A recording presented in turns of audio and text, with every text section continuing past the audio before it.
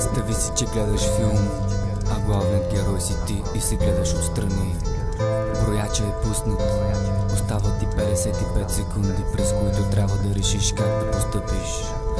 В един момент 55 секунди са твърде кратки, а в друг момент са твърде много. Понякога ти е ясно какво трябва да направиш, а понякога си мислиш, че ти е ясно, но грешиш. Понякога не знаеш отговора на въпроса, който се задаваш през интервал 55 секунди. А ако бих поступил така, какво би станало? Какво би се променило? Искате се да бутнеш стрелката назад или да я мръднеш напред, но знаеш, че не можеш.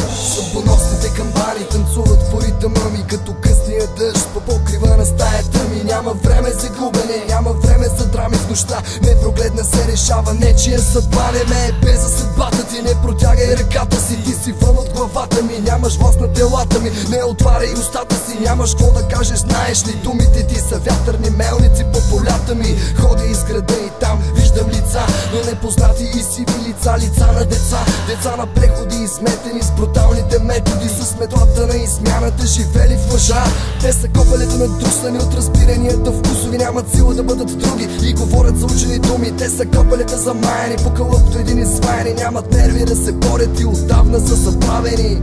Музиката рефлектира върху мисленето, нещото, което е в мене най-изчистено, избистрено през ситото на празните думи. Да, просто живота ми в 55 секунди. Гледайки на север виждам студки мраз и не разбирам там друг ли е или съм аз.